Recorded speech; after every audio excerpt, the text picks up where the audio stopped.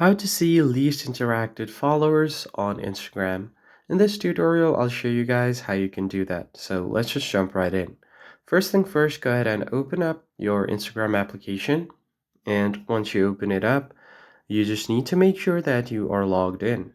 Now, in order to find the least interacted followers, you just tap on the profile icon down below and just tap on it.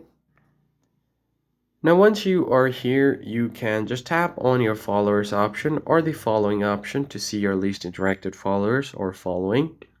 And once you have done that, you could sort them by earliest, latest, and default. So you will have that option as well.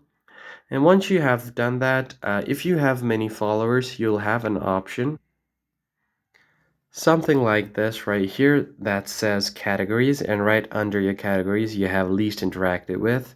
Just tap on it, and once you do that you will see all of the profiles that you least interact with, and if you don't want them anymore you could just go ahead and remove them from your following list or from your followers list.